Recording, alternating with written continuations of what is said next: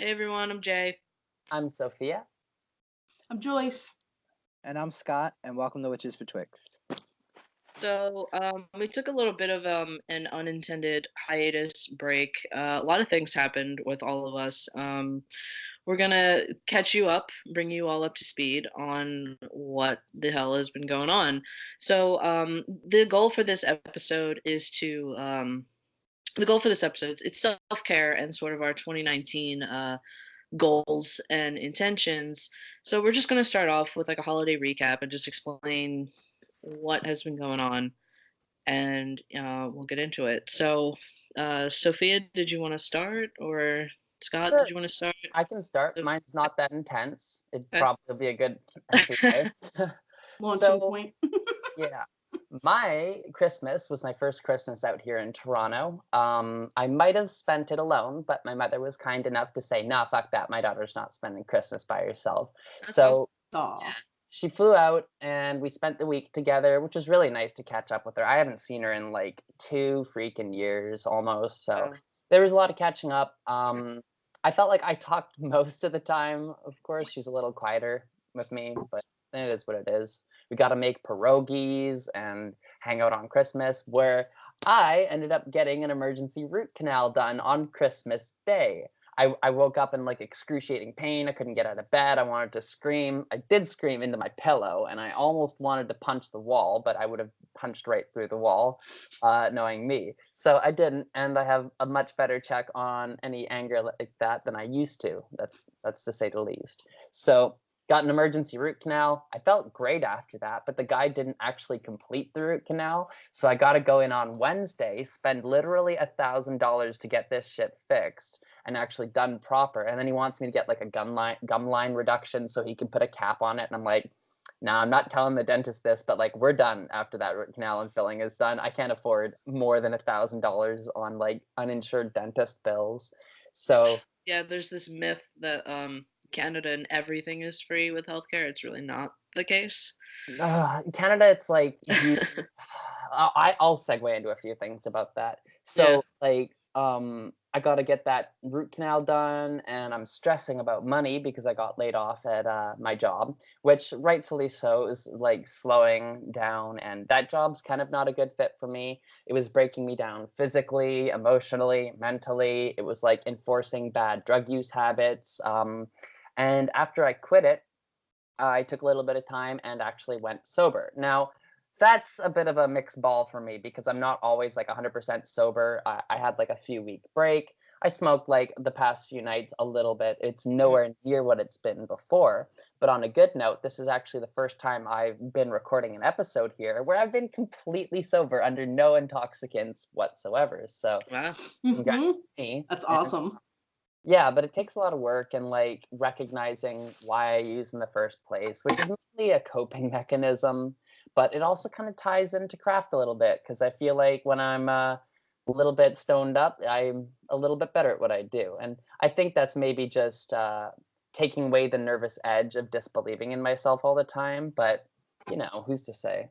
And I've been stressed a lot about money is essentially what it comes down to, and working on making myself positive goals instead of like focusing on the bad, which is like my MO. I like pretend all the bad stuff's not happening, kind of like briefly mention it, shuffle around it, and be like, look at the nice stuff here. But the holiday season was pretty stressful for me. I don't even know how to really explain all of it.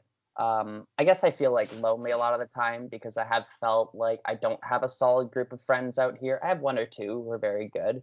But it's been hard to kind of try and find my place in this past year of moving away from everything. And it's slowly getting better, but it was like a bit of a rough emotional coaster leading up to Christmas, knowing that like if my mom wasn't coming out, I probably would have spent it alone because Nika and Liam fly out for to go see their family, and just trying to like keep myself grounded and recover because my body was just killing me. I couldn't move my shoulders some days. My back pain was excruciating.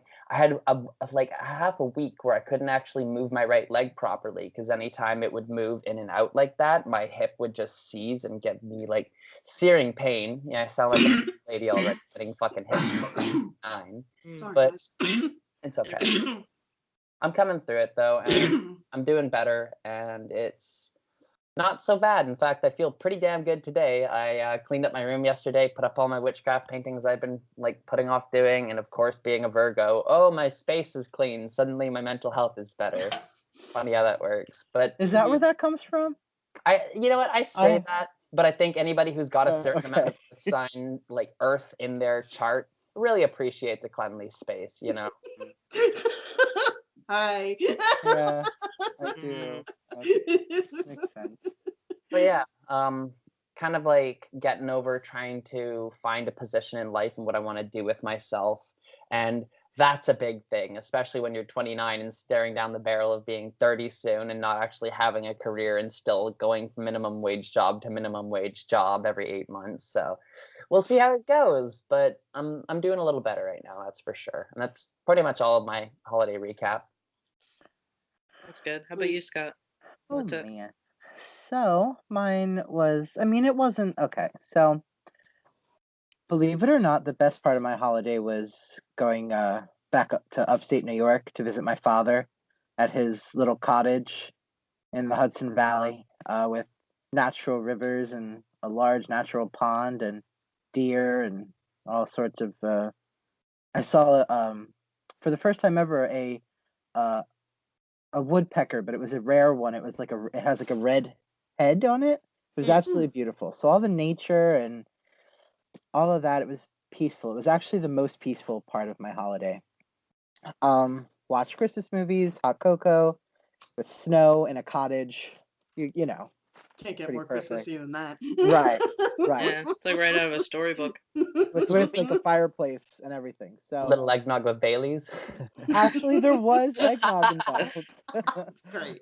So it was absolutely peaceful. Of course, I came home and this year we didn't go to my aunt's for Christmas Eve just because we came home Christmas Eve, which I will never travel on the holidays ever again in my entire life ever. Horrible. It's crazy. Yeah, especially going through New York on the holidays. Horrible. Not sorry to our New York viewers, but I mean, I'm sure they know that their traffic is crazy. I think like people from New York know that New York is shit, but they're just like, but it's our shit, so it's fine. yeah. But so of course I came home and Christmas Day happens and family, I have a big family to do on Christmas Day. All the extended family come together. My extended family, I mean, I don't know if they watch this or not. Well, they don't, definitely don't. But I mean, to say my cousins sometimes like want to support me or whatever, so I don't know, but I don't really care. My uncles are mid to, whatever age. They're in their like late 50s, so you get the idea here.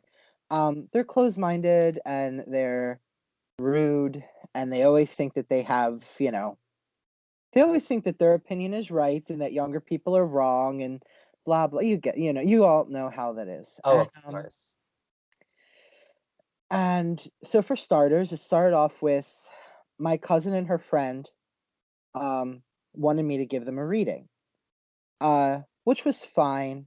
I didn't mind that they didn't think to like pay me or whatever. At first I was like, maybe they'll pay me, but then I was like, whatever, it's Christmas, I'll just do it. I tried to do that in the basement to, get away from people so I could focus. Well, my uncles start yelling downstairs talking about how like I'm worshiping Satan or conjuring devils or something, and Massive they're eye like, roll. yeah. So that's that started that.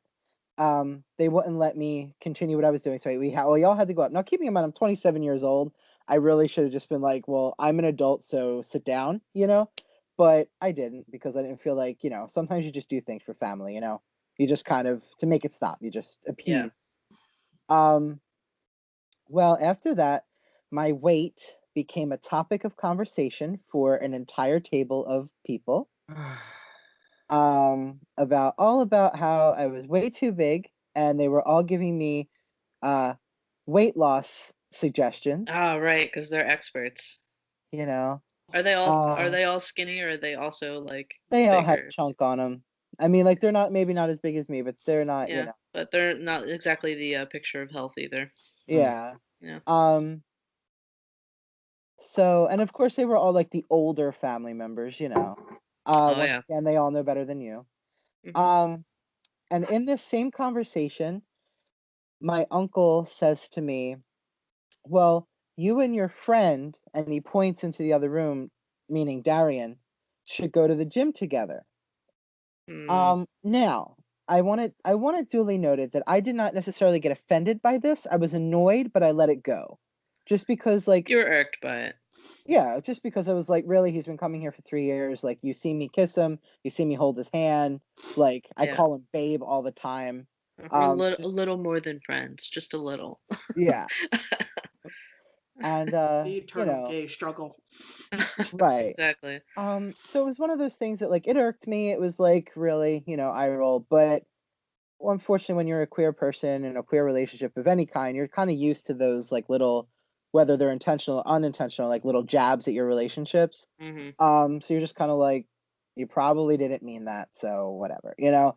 Well, unfortunately, that leads into kind of my holiday kind of devolved after I got back, but there was a lot of like it started a big argument with my mother and stuff happened and like basically like 3 or 4 days before New Year's, um, stuff that happened, stuff that was said on Christmas Eve or Christmas Day, like night, like during Christmas dinner with Mhm. my family. All that kind of came back and like it all just kind of blew up and like I ended up having to kind of like quote unquote run away to Darian's house for 3 or 4 days. Mhm. And I never had to like run away from my house before. Yeah. Uh, my mom and Darian ended up getting into this like Argument. horrible argument and I was terrified. I had a panic attack. I couldn't breathe. It was horrible. Thankfully though, to kind of upswing, when I finally came home, things got a lot better. Um, I started getting things done, which is sort of like part of the problem was the fact that I wasn't getting certain things done that I have to with school and with I decided that working right now is not the best thing for me to do because a lot like you, Sophia, working these jobs, these kind of like, they're not designed for people like me. Mhm. They hurt me more than they help me. There's nothing in it for me. Like I get nothing out of it. There's no sense of accomplishment. Like I don't really care. Like, even when they're like, "Oh, good job, you did great." I'm like, "Yeah, okay, thanks." Mhm. It's just this place. Like I don't care about it. I'm not attached to it. You know how some people want to do a good job because they want to get the praise? I don't give a damn. I don't Right. I don't get attached. I was like, so there's clearly something wrong. Now I don't know if it's something wrong with me or if it's just something wrong with like I don't like that dynamic, is what I think it is. Number one, I have a problem with authority, as you all know.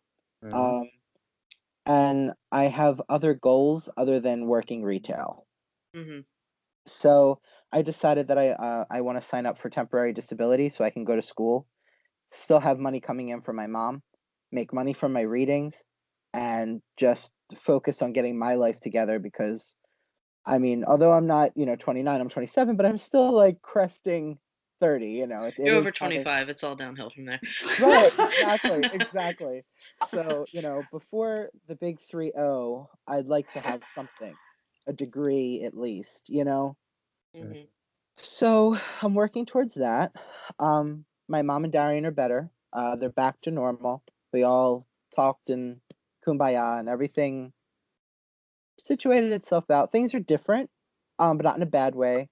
Um, Witchcraft wise, I have to be real with everybody, and I really want to. This is actually probably where I really want to be vulnerable.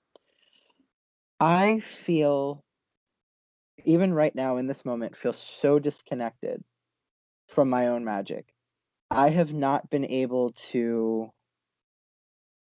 It's funny because I'm feeling and seeing a lot, but like I can't, Can't do anything about it. yeah. Like I feel like I'm just an You're observer. like absorbing everything. hmm I don't have the energy to. reach out into the web of weird and like change it with my will. I don't have that right now.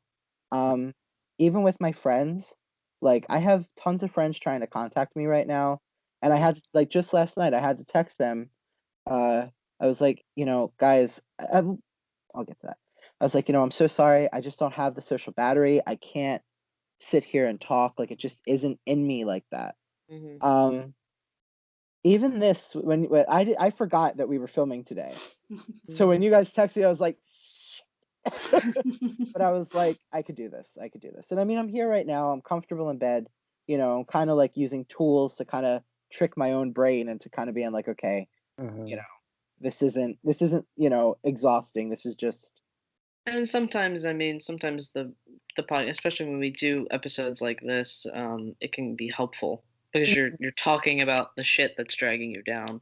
Yeah, in all honesty too, I was gonna say like earlier when we were discussing, like the first like laugh that I saw like on everybody, like we all laughed.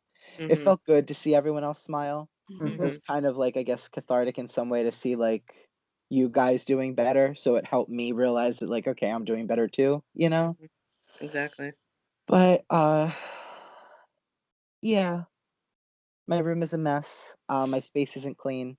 I don't feel connected, but I'm okay. I'm good. I actually am happy. I'm just tired, exhausted. That makes sense.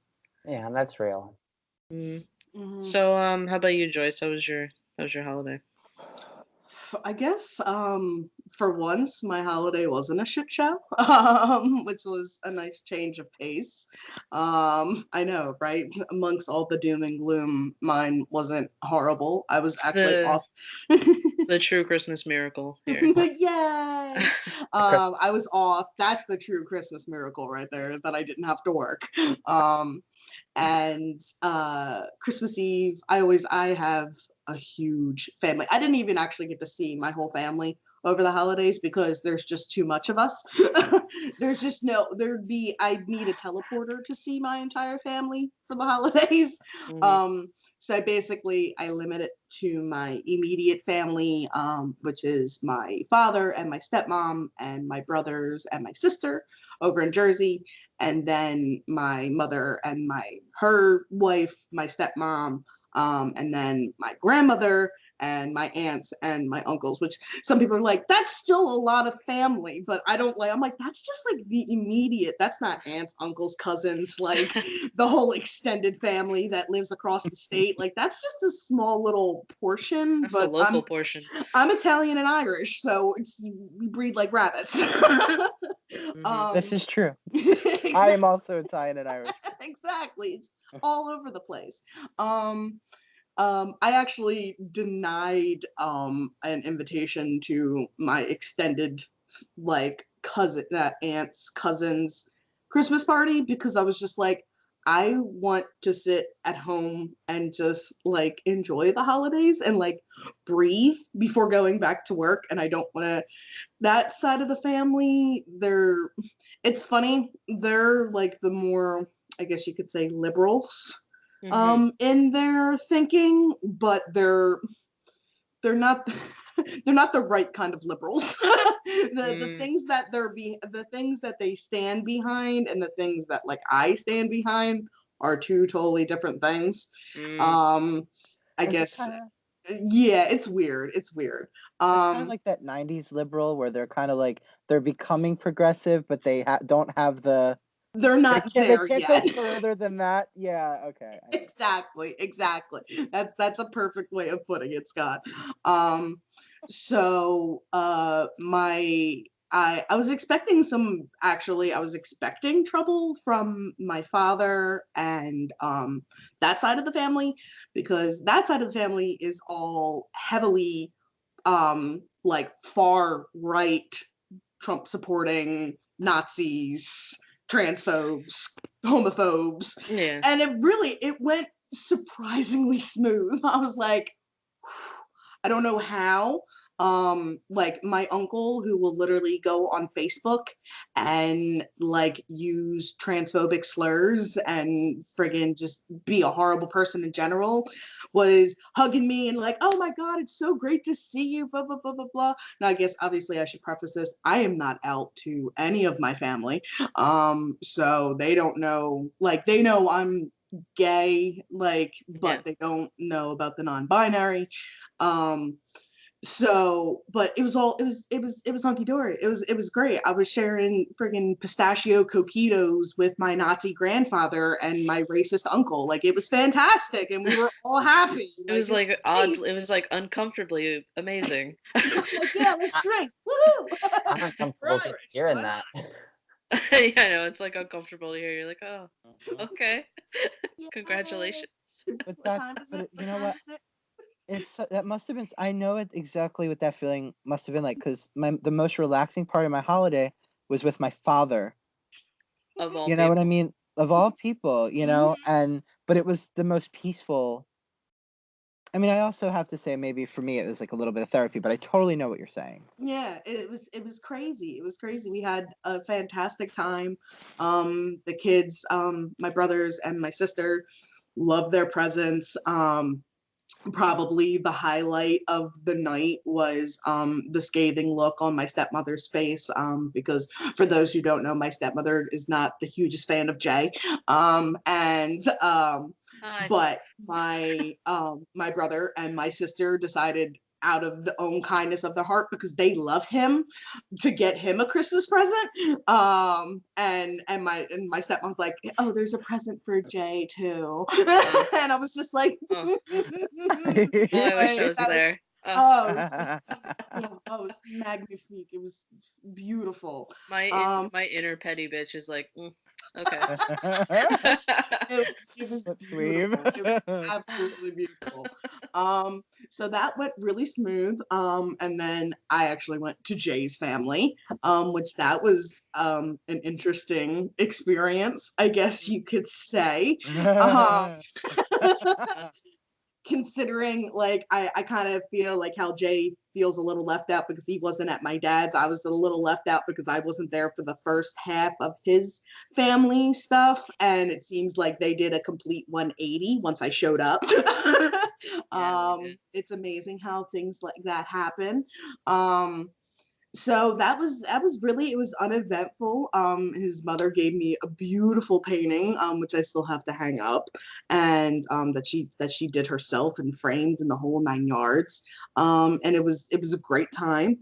Then we went to my mother's house, and that's always a fun time, just because my mom is the wild, crazy one in the family, and it's a good time.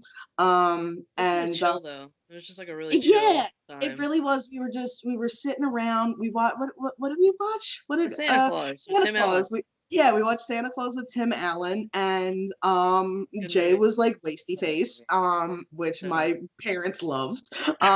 They thought it was fantastic. And then we actually, because we're all night owls, we actually open our Christmas presents at midnight, after midnight on Christmas, because we love to sleep in the morning, and then we're running around going to all the family members. So we actually do our presents at midnight, and that was fantastic. My mom like hit it out of the park with Jay, and he did fantastic. Like, it was a great time. Not to be a little depressing, but like I look back on it even more fondly now, because it was we had our puppy Sammy with us, and he was so happy and so excited. He loves tearing open presents, and we actually just had to put him down about a week ago. So it was his last Christmas, so we got to spend Christmas with him. And that was amazing, and we had so much fun, and we stayed up until like 4 o'clock in the morning or something like that. Just having a great old time. And then the next day we went to my grandmother's, which again, I was funny story about my grandma, is it was kind of sweet and kind of messed up at the same time because she kept using she, her towards Jay. And the funny thing was, neither of us had remembered Jay meeting my grandmother back before Jay transitioned. So, but supposedly she did, and she remembered that. This is my 75-year-old grandmother, like, remembers more than we do, I guess. But it was actually kind of sweet in that the next day or 2 days later, she was texting me and she was just like, I feel absolutely horrible. I really hope Jay doesn't hate me. Like, I feel so bad that I kept using her and she. Like, she didn't use his birth name at all, which I guess that's kind of a win. But it was just, you could tell, like, again, my grandmother's 75 years old. She's not all there, but it was really sweet that even though she made those mistakes, that She still acknowledged them. she acknowledged that she made those mistakes and reached out and said, I love you guys. Like, I love him. Like, he's amazing. I hope he's not mad at me, and all that jazz. So as I said, my holidays were really uneventful. I was expecting like blowouts, fistfights, all kinds of crazy shit. And it really was quite calm and relaxing. It's funny, I wanted to bounce off of what Scott said, gearing towards more witchcraft related, how he's been feeling like kind of like, I guess, stuck a little bit. Like, I don't want to put words in your mouth, Scott, or anything. No, that totally works. Yeah. I've been like the opposite. It's been like insane. Like ever since I set up my little altar here, and every morning I wake up and that's the first thing I see when I open my eyes, and it like has just filled me with such motivation and such like spirit to do things and to just better myself and to learn more. And I've been reading more, and it's been crazy. Like, I feel like my mind has been opened, and I'm so excited, and I'm just like, I bought books, and I'm like, oh my God, look at this, babe, like, look at this, like, I want to do this, or I want to do this, like, this is really cool. And like, I was just saying right before we started recording, I got snow melting in my snake room right now for snow water. And I have a nice cute little like glass like flask, I guess, to put it in. And I don't know what it is. Like, maybe with the whole new year and new year, new me, and like just the rolling over of whatever, I just feel so like invigorated, and I just want to do everything. So I guess I guess I'm the positive light in this in this little segment. But yeah, so that was my holiday, end of year. Yes. You go ahead, Jack. Yeah. All right, so I'll round it up. So my holiday season, it was like bad and good and just weird, some of the things. So really right before the holidays, about a week before, I've mentioned her before, Katie, my roommate, best friend, known her since I was 5. I live with her family. Her dad passed. It was very sudden. You know, he was sick, but he died in a just really terrible, graphic way in the house, and it was a traumatic thing to go through, because me and her experienced it firsthand. And it was, it was one of those things where it rips you out of bed at like 3 o'clock in the morning, and you're just like, what's going on? So that was really hard to deal with, because it was basically like the week before Christmas. It was just, it kind of put, I guess, maybe somewhat of like an emotional blanket over that happy holiday feeling that comes up. So I was just really, like, I went through the motions of the holidays, but I didn't feel as excited. Like, I tried. I really tried to like bring the spirit in. Like, Joyce didn't have a Christmas tree in their apartment, so I like found this dollar store like Christmas tree and like decorated it, and I was trying. It looked cute. I'm proud of myself about it. But so yeah, The that was garland is hard. still hanging up. I know I still have to take that down. Looking at it right now. Um, so yeah, so I tried to be in the holiday spirit, and even though that was a really traumatic thing to go through for the holidays, you know, we're working through it, and you know, it is what it is. You know, it just takes time, especially with something like that, to really heal from that. Um, Getting into the holidays, let's talk what Chris normally. So normally my family gets together Christmas Day, but since my sister and her fiance, they go see her family and they do all the stuff in Jersey. So we said we're gonna get together Christmas Eve night, like for dinner. So, and it's not really like a formal dinner. It's just like grab some meatballs in the crock pot kind of thing and some potato salad and call it a day. Hmm. So I'm there. So I got there a little early. I brought Katie with me because she didn't want to hang out in the house alone because her mom was on her way back from some trip. So anyway, so we're there. We're just hanging out. We're playing this like monkey flip. I don't know, like you put this little plastic monkey on the thing and then you launch it and you try to launch it on the tree. It was really infuriating, but it killed a lot of time. So it was a good time. And for some reason, for some reason,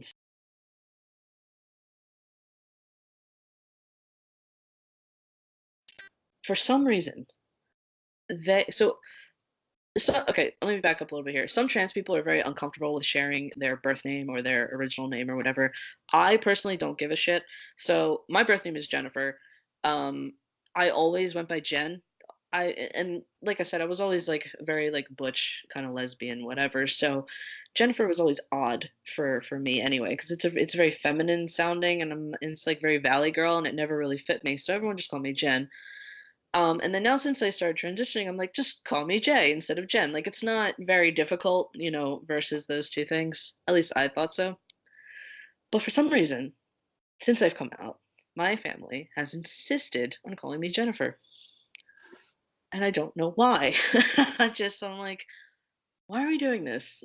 And they said, you know, like, oh, we support you, like it's, you know, you do your thing, whatever. It is what it is. But the she and the Jennifer, it's just constant. And I'm like, what's going on here? Like it's really frustrating me.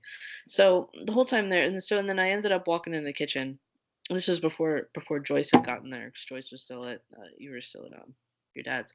So just before Joyce got there, and I was talking to my sister in the kitchen, and I was like, she's like, "Oh hey, what's up?" I'm like, "Yeah, you know, it's all right. I just really wish everyone would stop using Jennifer. Like, can we not do that? You know, that'd be great." And the response that I got was very dismissive, and I wasn't. It's not what I was looking for from my sister.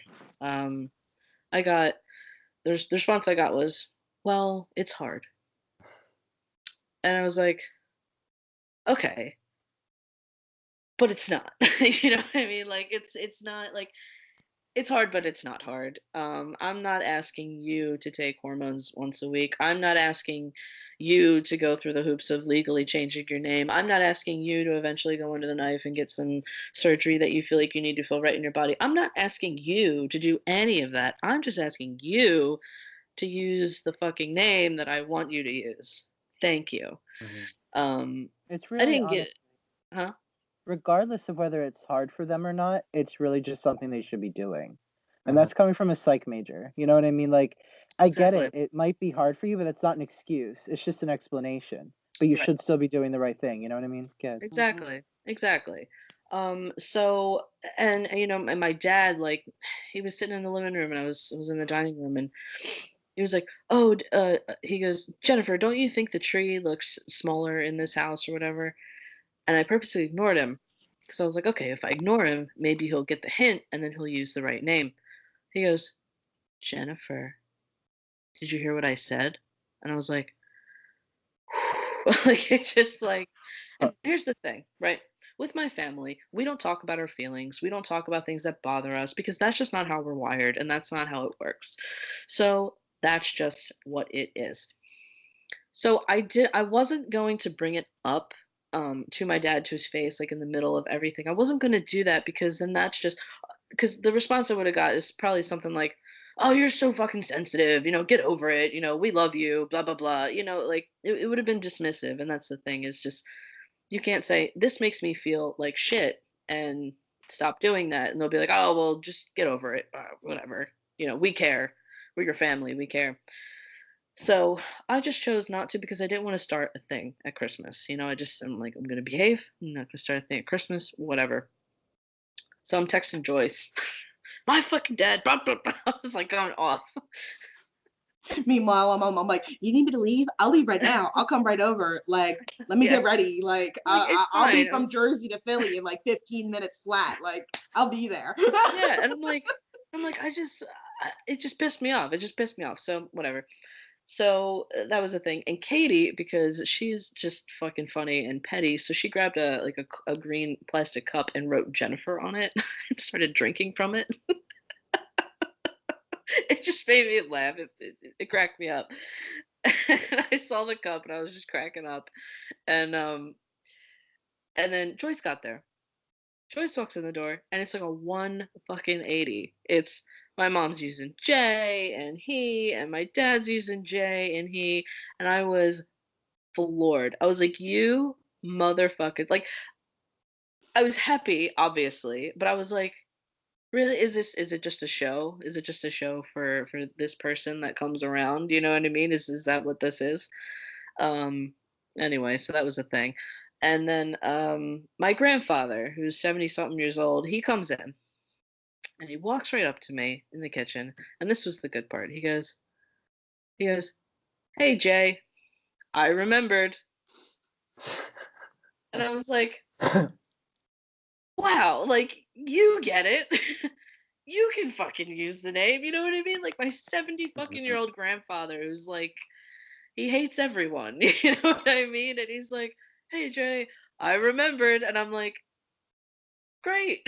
That's Thank actually kind you. of adorable. I Like just know. to He is picture like I the love his 70-some-year-old grandfather. man. I love him Just so he's much. this like short little Italian man. Like Very that's like adorable. just, "Hey, I remembered." And I was just like I felt like my heart explode with happiness. I was like, "See, it's not hard. It's really not hard." Believe it or Um not, there's like sociological like studies that have shown that like people that do that, like that switch that they did, that 180, it's like a sociological thing where like it's socially unacceptable to be a douchebag.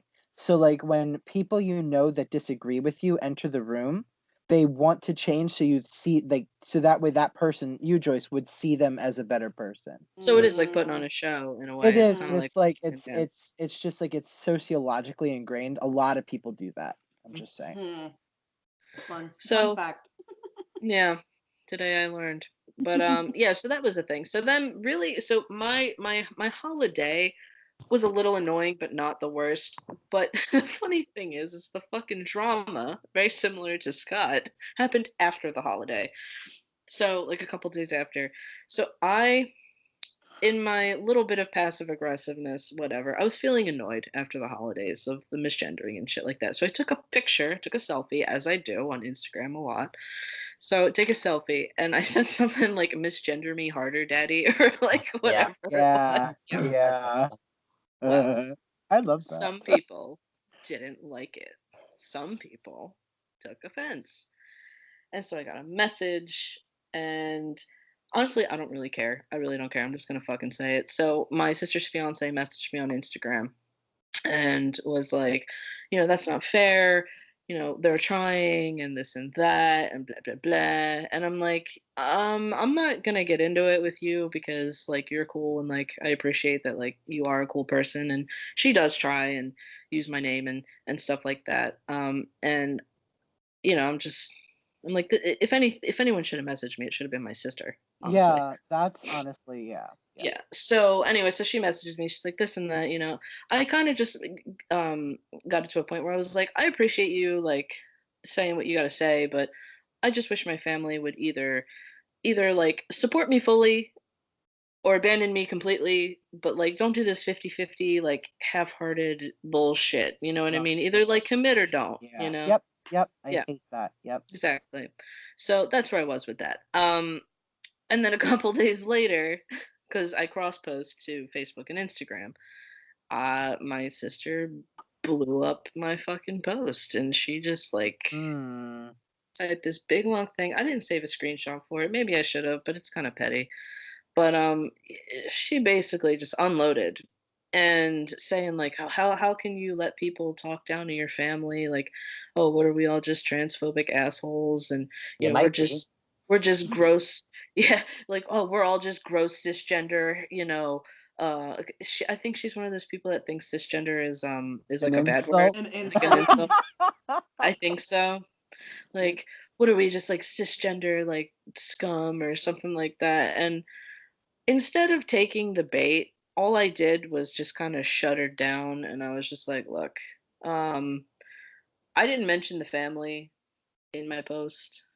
No one in the comments said your family's a bunch of transphobic dickbags. Nope.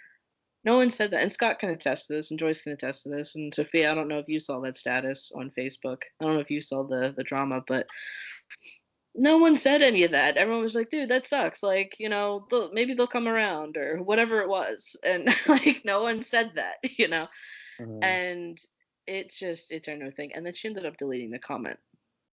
So, If and the then I shoe guess, fits, bitch. Sorry. yeah. So anyway, so she ended up deleting the comment, and then I got a text, and the text was, "I don't want to be in a Facebook war with you." And I was like, I mean, the post was like 3 days old, man. Like, I don't know what you want from me, And we kind of just like, I don't know, agreed to disagree kind of thing. Like, I'm not fighting.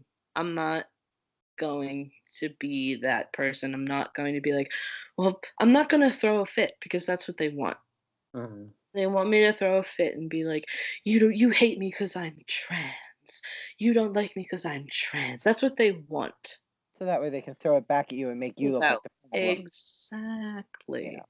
So that he can prove their point that Right. the tea is making him an angry man.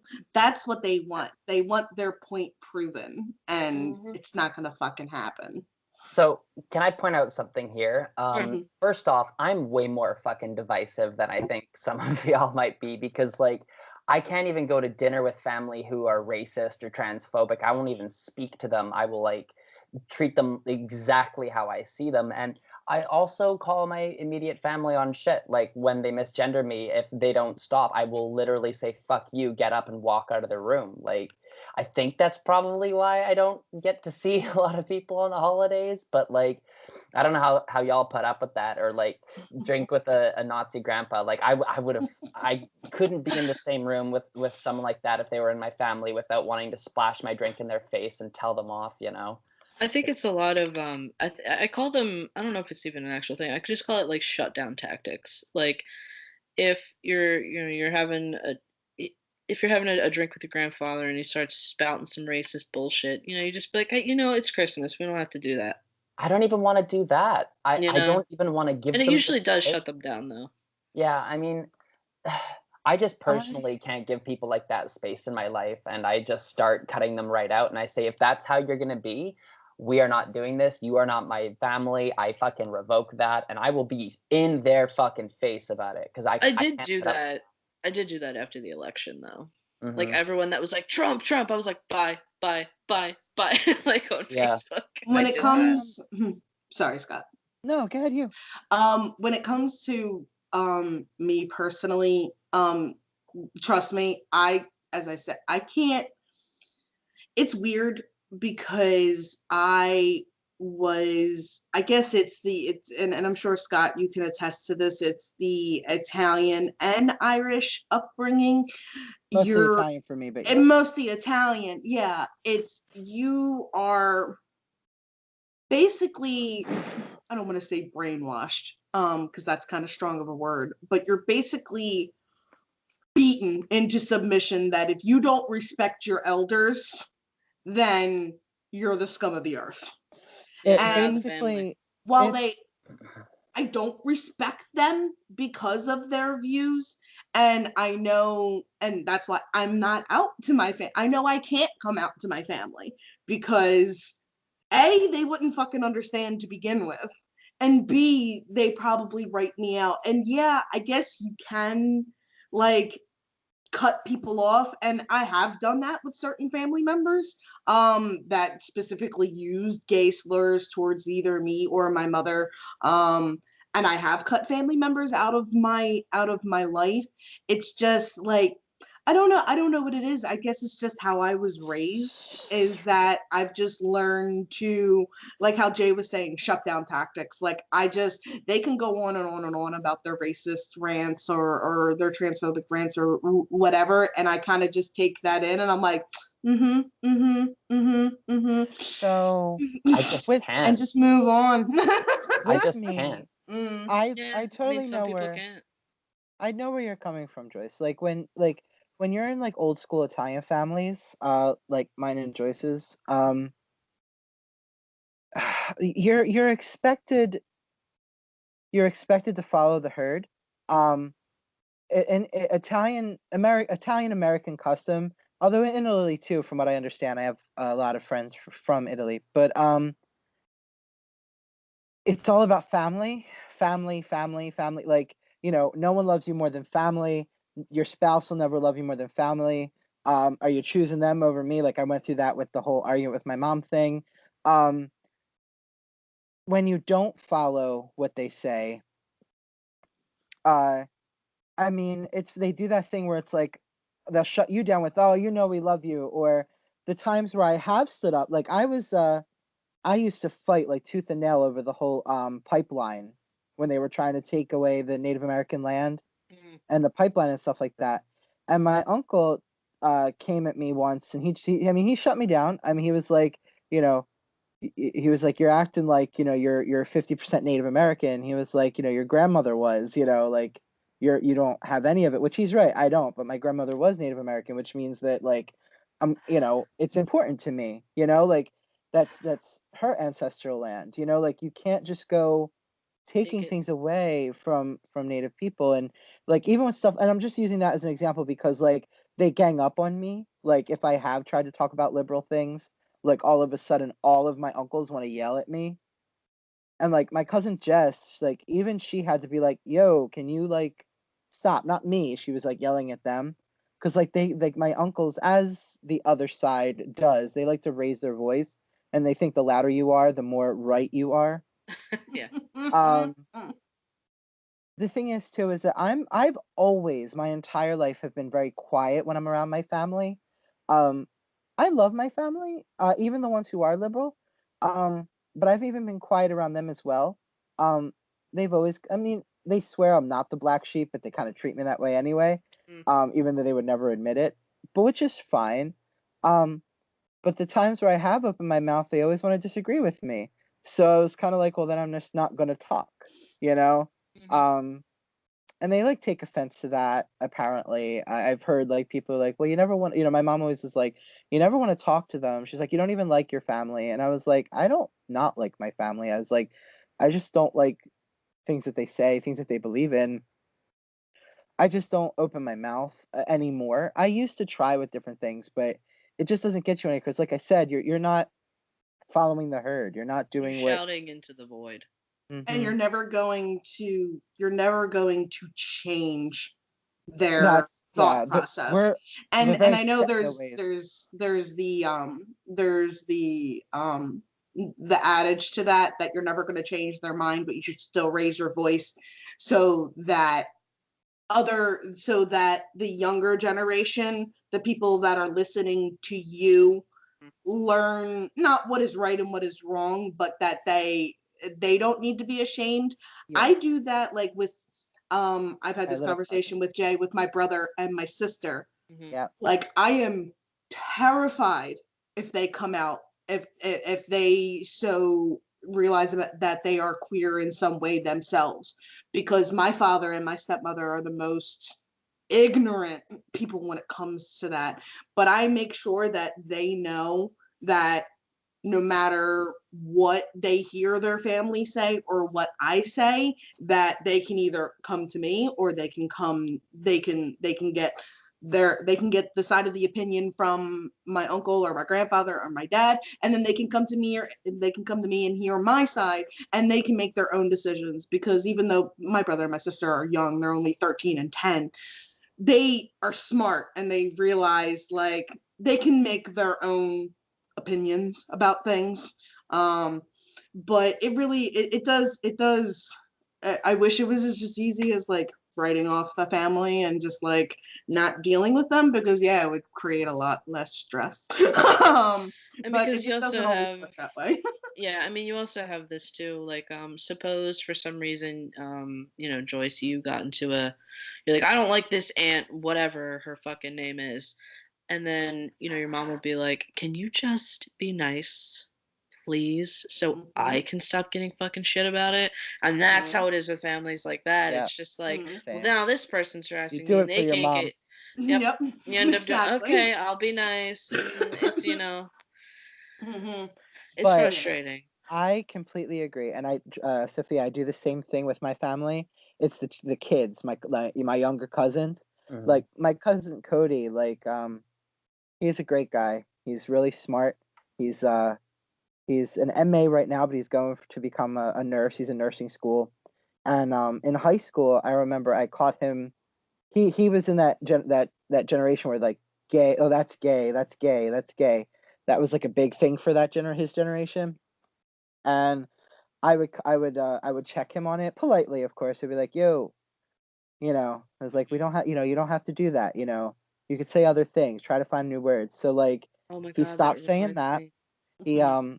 He started. There was a gay kid at his school that came out. And I think it was like his sophomore junior year, and he started like defending him. He would like pick up for him and stuff like that. Like, he started becoming more worldly because I was like teaching him and other smaller, younger members of my family. Um, it was funny too because like I used to always say all sorts of things. Like I taught them to just do what they wanted to do with their lives, go to college for what they wanted to do. Like all the things that their family were like, no, like go to college for something you have to, like something that makes money. Don't do what you want to do. And I would be like, that's wrong, like, I mean, Baffles me. and like I would say it in front of their parents, and their parents would glare at me, like my aunts and my extended family, which is fine. You can glare at me. I don't care about that. So I mean, you have to be kind of passive aggressive, which is how I did it. So you kind of just do that through the kids. But I understand what Sophia's saying though. Like, for one, I have one particular uncle who I openly say I hate. I don't generally hate a lot of people, but I hate him. He's classist. He is racist. He is xenophobic. He is transphobic. He is He's Donald a Trump. capitalist. What happened? I said he's Donald Trump. Pretty much. Pretty much. And I despise him. Like, with my entire heart. He's an ugly person, and I don't talk to him. I don't. I walk away. So I kind of get it, like I get it from Trust both me, sides. if I was able, see, and I think the other thing too is like, granted, I am able to just be like, hey, fuck you, you're out. But I have a very small family. And I do love my parents. They're annoying, but I do love them, and I just don't want I don't need the drama. That's what it is. I don't need that extra emotional baggage and drama. It's just kind of what it comes down to. So I think that's kind of like, I think that's actually kind of like a general recap for the holidays. For me in general is really just the bullshit appears. You deal with it. You say your little thing, and when they feel guilty, they'll come running to you, and they'll crawl out of the woodwork, and they'll type up their little rebuttal, and you just shut them down. And I think that's just kind of like, that's how I approach it.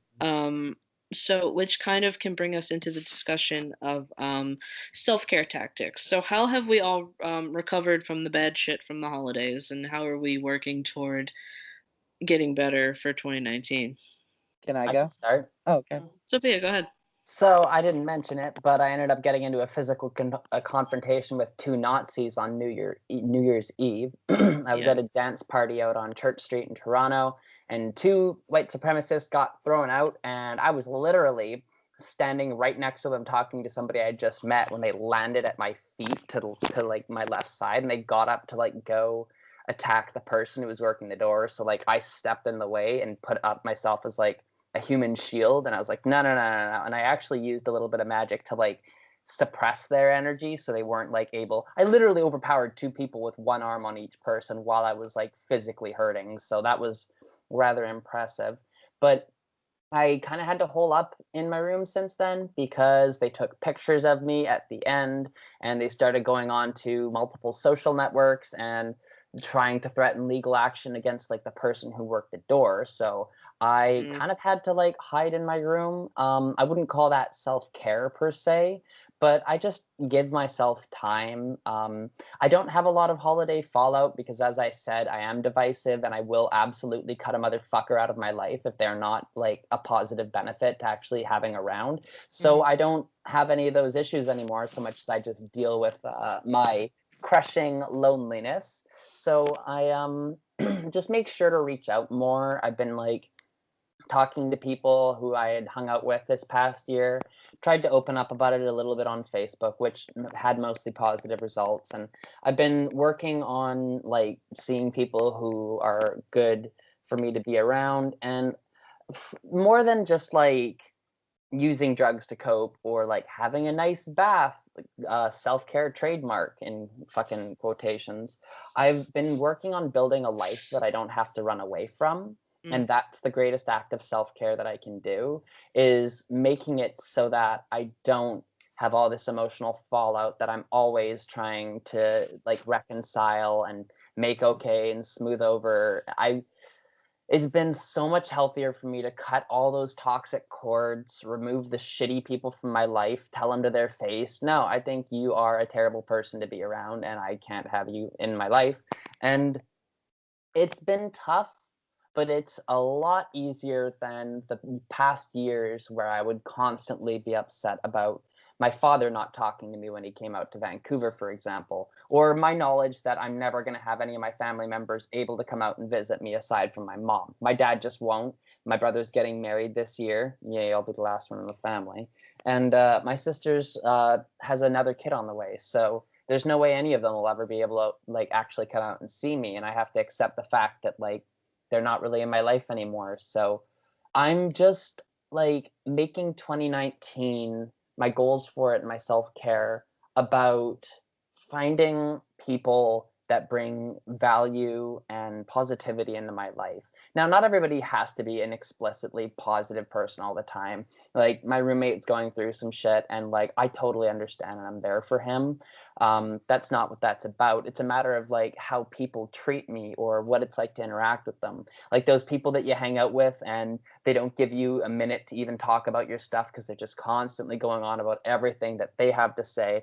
And like your interaction is just a sounding board for them to like talk into the void and have somebody nod and say, yeah, oh, I'm sorry, that sucks, or oh, congrats. And like those fucking 3-word interactions. And I've stopped having those friendships as much, friendships, if you will. And just working on people, like meeting people who are like legitimately nice, who would actually be there for me if I had trouble, like Liam has been, you know, and like stopping putting effort into the friends who you're like, hey, let's hang out this week. You said you wanted to hang out a bunch before. And then they're like, oh yeah, but you know, my schedule is subject to change, as it always is. And it's like, well, do you want to hang out or not? And they put on that facade like they want to, but it's really just because they're passive aggressive and they don't know how to just say, hey, I don't actually want to be friends. Because I can take that and be like, okay, thank you for being honest with me. I'm not going to put any more energy into it. And I've kind of been able to like read the signs of those people, let those cords go. Just if they come back later on, great, fine. I'm not going to begrudge them because it's not like they were toxic or anything. But I'm making more time for me, more time for my goals. I actually want to make my craft my life. However fucking possible that is to do, or impossible it may sound to do. You mean like your career? Yeah, I mean, like, I want to get into voice acting eventually after I get my voice surgery, which I'm supposed to get sometime this year. Who knows? That's and awesome. yeah, thank you. And I'm trying to make a life that I don't have to run away from anymore, and that's the biggest impact. And it's like a slow but sure thing. It's never an overnight thing. It requires reaching out to people and being emotionally vulnerable, but also not like having somebody have to be my crutch and my constant emotional support. I don't lean on friends in the way that I used to, where I have to tell a specific friend everything bad that's gone wrong with me to hear their response to actually get the validation that it is as bad as I feel it is, which constantly wears down those friendships, you know? I've like learned to let the shitty shit go, and while it still affects me, I'm like mitigating how much control and effect it has in my life by not putting so much onus on it, which is why, as you notice, when I talk about my shit in the podcast, I generally sidestep around talking about how bad it can actually be, because that doesn't help me do anything aside from like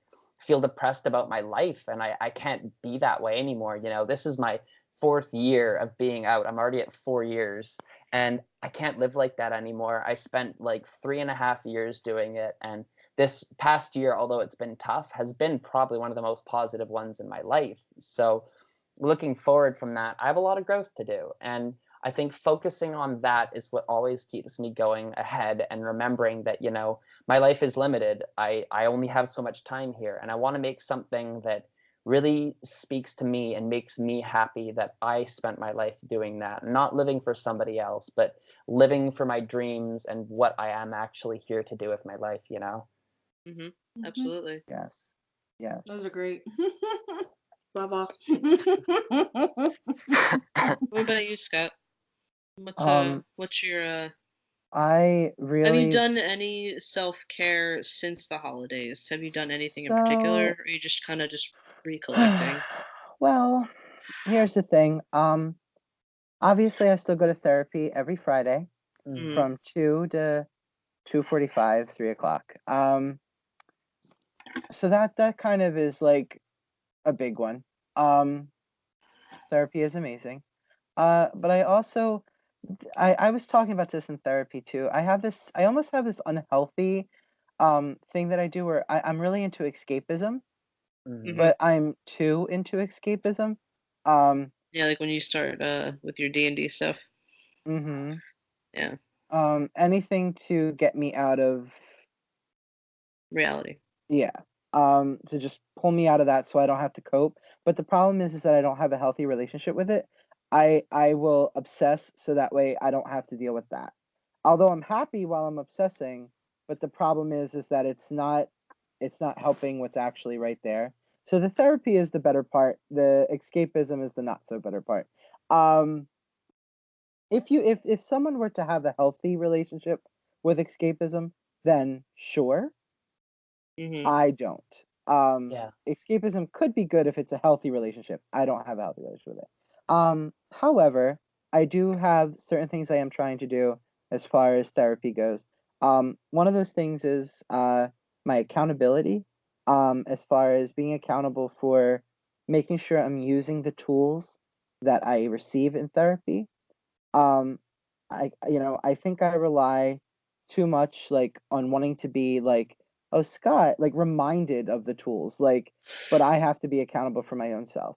So like in moments when I'm feeling anxious or when I'm feeling angry or whatever, or feeling triggered in any way, I have to remember how to bring myself back, you know? I have notes, so I'm going to be like looking over.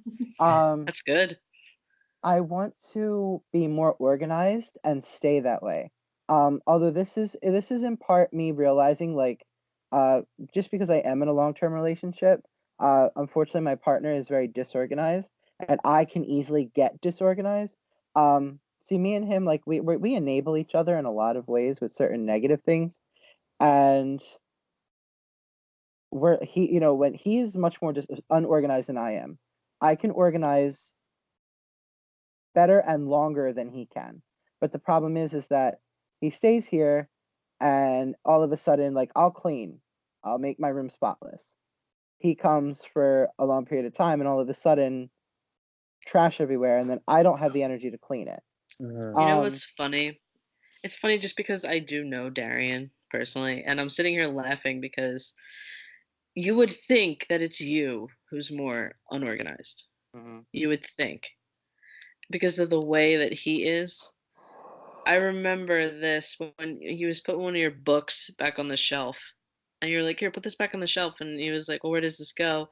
Or what? He was like, "Oh, what's the organization? You know, like row two or whatever it was," and I was Yeah. like, "Don't play, you get out of here!" I wanted to call him out on his shit so bad at Darian. Hope you're watching. Okay, I see you. Anyway, continue. Right. No, I mean, and it's hard because like it kind of comes into like there's a lot of relationship stuff too that not that I like want to like I guess work on, but like nothing bad, but like, but as Develop. far as like being in a long-term relationship, sometimes you have to realize that when you make that choice, there are certain things that like that were just you, and certain things that kind of come together into the we part of the relationship. You get what I'm saying? So Hmm. like there are Mhm. certain things like the organizational stuff I need him on board for as well. You know what I mean? Like he needs to be on board. And that's also because I want us to learn it now before we move in together, because I don't want to live in a pigsty.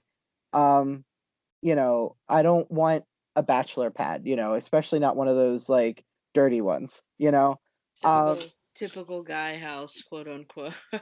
right. Like I don't Yeah. want that. I don't My want apartment. that at No, all. I'm joking.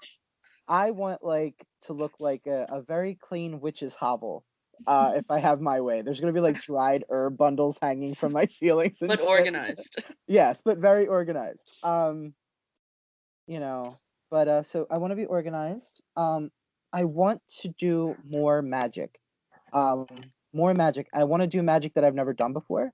Um, I really just want to really delve into to practicing magic. As much as I like reading and I have like, a whole book list in my notebook here, but and I'll get those too, but I'm not as concerned about reading as I am about doing the magic in the books that I get. Um, just because I want to experience more. I read a lot. I have a tendency to become armchair theory by accident. Um, So I also want to be I have a lot of shrines that I want to make. I'm kind of realizing that like one central altar doesn't work for me Hmm. per se. Like I like to have an altar to work at, but I need a bigger space. But like Yeah. a single devotional altar doesn't work for my practice anymore. So I want to try to find a way to make small shrines for the different spirits that I work with. Um and I want to Actually, keep it's up on. funny. I was reading about that recently in Chris and Tara's book. Yeah.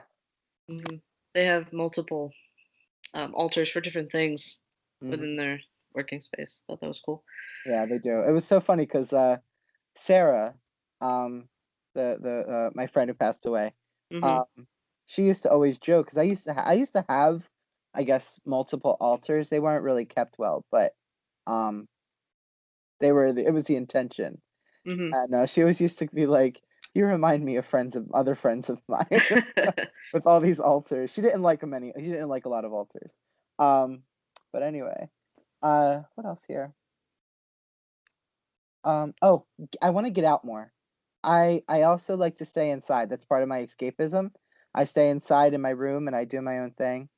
Um, I want to get outside more. I miss just going outside, adventuring, just walking around, even in the city. Like I got re curious again. Like those tunnels that are under City Hall. You Mhm. can look down at the doorway. It says the cornerstone of Philadelphia of whatever, hmm but you can't actually go in. hmm Like I got really curious, and I was like, I really wonder what it's like down there. I mean, you can't go down there, but it's protected historical property, and there's no way down. But and like I just realized like there must be so many interesting things, like the cave of Kelpius. He was a Rosicrucian uh, astrologer. Um, He was a priest and he was a wizard, basically, hmm a ceremonial magician who decided years ago to go out into I think it's Fairmount Park, and he has a cave there called the Cave of Kelpius, and he would study magic and he would practice magic and read the stars.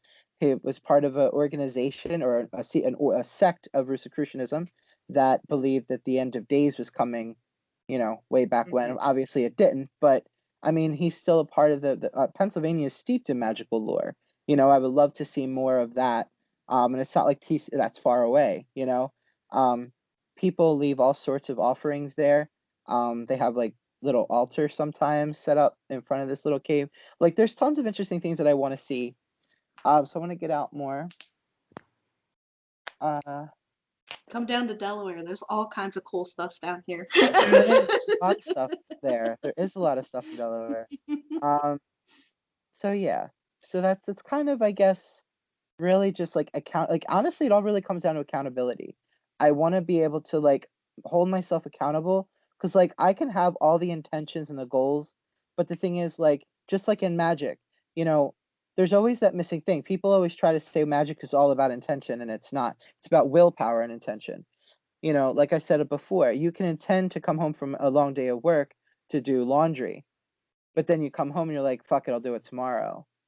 But the willpower is the willpower to go home, do the laundry, and do what you said you're going to do. Exactly. And that's the same thing with magic. You need willpower and intention together. So, and I think willpower in this situation would be my accountability. Me kind of being like, you said you want to do this, now do it, So those are all the things I kind of want to hold myself accountable for. How about you, Joyce? Good. Oh my God, I can't even begin to. I guess goals, like just outside of magic, personal goals. I guess I'm finally in, I guess you could say, a decent place with my I really don't like calling it my career, my job. It's how I pay the bills. It's how I put gas in my car. It's how I put food in my stomach. I'm finally in a really good place with that. And what I mean is I get to sit home and make money all the time. So I get to take my actual, like, my time and my focus and my attention and put it elsewhere other than just my job now. And I really want to take that and kind of focus it towards shameless self-plug, my streaming channel, and really making that like my pride and joy and my baby. I got my wonderful mother, who was a professional photographer, is a professional photographer, actually got me a beautiful camera, really nice video camera for Christmas. It's not set up yet. This is still my shitty webcam, because the other one's not set up yet, but it's really nice and it shoots beautifully. Like, we're talking like 1080p, 60 frames a second. Like, it's really nice. So, and I really want to make my setup and my UI, and I really want to expand my Twitch channel and maybe even like make affiliate or something like that. That would be awesome. And that's where a lot of my I guess I could say like half of my energy is for the new year is going to go into, and the other is I really I guess 2018 was kind of the doorway opening into witchcraft and all of that kind of stuff. And I really want to use 2019. Like, I'm already, as I said, like, I don't know what it is. I've just felt so motivated and just so, not even, I don't want to use the term anxious, but just like jittery. Like, I just want to do stuff. I just want to dive. Like, me, when it comes to anything new, I am not like, oh, like, let's like put my toe in the shaft. No, I want to go dive into the deep end. Like, I just want to, exactly. That's me. I'm just like, yeah, let's do it. What are we doing today? Let's get going. And that's the mark of a very good magician. And ever since as I said, I set up I keep meaning to post a picture on the Instagram, and I keep forgetting. I'm gonna do that soon After this. Yes. I have the pictures. I just have to, I want to edit them a little bit, and then we're going to upload that on the Instagram of my altar, which I absolutely love. And huge thanks to Jay for helping me and going to the thrift store and picking out all kinds of really cool stuff. Fun. And so I just, and as I was saying, like every morning I wake up and that's the first thing I see. Like I open my eyes and I see my altar and I'm just like, oh, like it's just like this breath of fresh air, I guess. And the other thing I didn't mention was Jay, again, my amazing partner and everything, got me this wonderful little kit for Christmas. Basically a witch starter kit. You did it. Okay. Yeah, Sure. it's, I oh saw my it. God. But I didn't do what I was originally gonna do. I was gonna get this like makeup kit kind of thing and make it in there, but you bought the altar table, so I just kind of bought the things that you didn't have. Exactly. So I have a little cauldron now, and I have a little anathema, and I have a little charcoal burner, and I have a bunch of herbs, and we went like crazy candle shopping. I think I dropped like $50 in candles in one day. So I have, yeah, Of course. I went. Welcome to Witchcraft Candles. I went boo-goo, like it's crazy. So I just have like, I'm just so excited. I just like, there's no other word to put it but excited to learn. And it was funny because I've graduated college. I have my college degree. I was like, I never want to go back to school. I'm done with school. I hate school. But now like I have this like excitement, like I want to learn, like, and I haven't had that in many years. Which school? Exactly. Like I just like, I was like, can I actually go to that school in like Sabrina? Like, can I go there? Like, please, like. That school kind of sucks anyways. You guys Yeah, a lot right. Yeah, fucking better. But I'm so excited, and I don't have, I don't, I guess I don't have any really clear goals, but like I have just, I guess, an intention or just a feeling of that I just want to expand my knowledge and really just, as I said, dive head in. So I'm really excited for 2019. That's great. Man, I want this. You need to give me a hug so I can like absorb some of that. We really need to get together soon, actually. Definitely. One day I wish and I hope that will include you, Sophia. That'd be nice. Yeah. Do you have a passport, actually? No, I have to get one for my surgery, but it's the process, and it's like $200. And after I gotta get my my root canal done on fucking Wednesday, I'm gonna be broke and paying my roommates back because I didn't even have the money for the fucking root canal. So we'll see, but it would be nice. It would be lovely. It would be great. The goal list. Definitely. But yeah, so that's my goals. So how about you, Jay? Okay, so my goals for 2019, really, it's really just to really move forward with what I'm doing, like transition wise. I don't know, because always the main question I'm getting now is, when are you getting surgery? What surgery are you getting? Surgery. And I'm like, okay. Just, I mean, I don't really, it doesn't really bother me too much when people ask, but I'm also just kind of like when I do answer and I'm like, oh, like I want to get like top surgery and just kind of leave it at that. People are like, oh, well, why? Or why would you do that? Or, it's just like, it's like such a mixed bag of reactions. But I don't know if surgery will come in 2019. Just because I've been binding so much and I am in pain like a lot. Because I end up binding between like 10 to 14 hours a day, Monday through Friday. You should only bind for 8 hours. Do not follow my example. My issue is I'm out of the house for that period of time, and there's no way for me to just like take it off, and just there's just no way.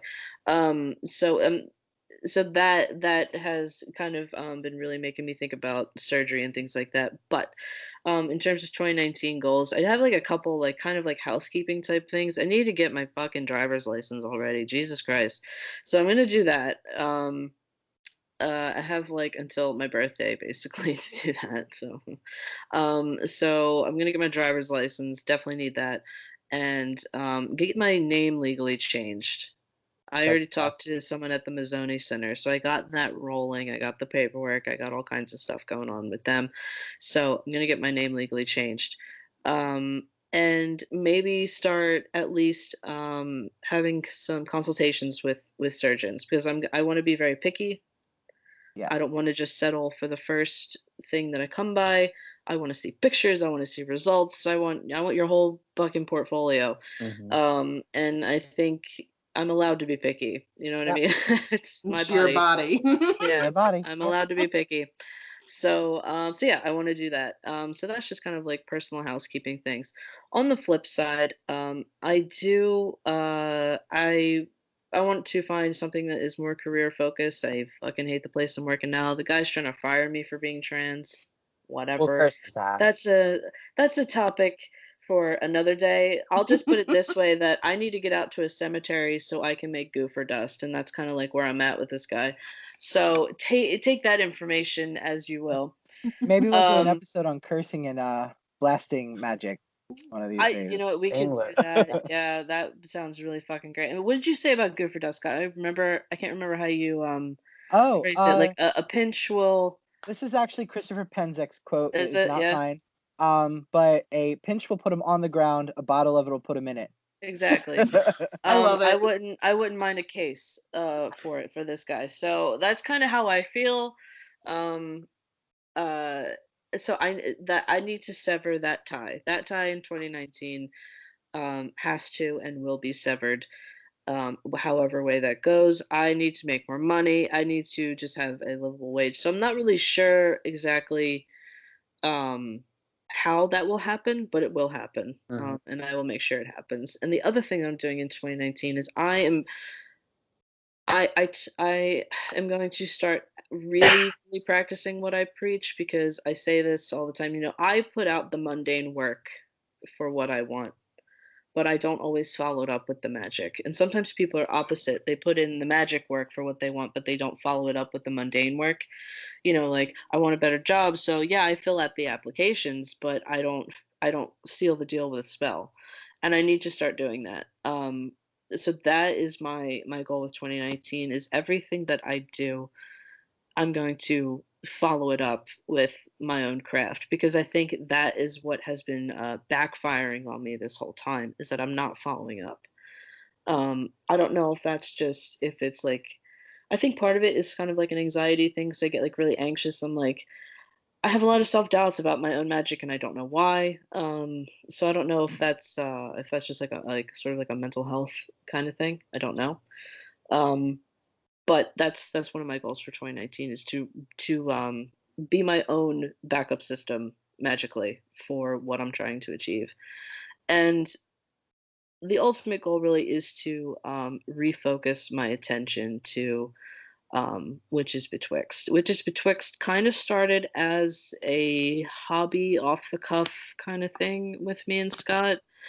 And now that I'm starting to see people are coming to us and they're asking questions and advice. And I feel, you know, we're slowly, very slowly becoming this voice in the community that's getting bigger and louder and I want to cultivate that. So, Witches Betwixt, I kind of want to grow into less of a hobby podcast and maybe more of not a business, but more business minded. You know, more More driven, professional. more driven, and that's really the way that I personally want to take this.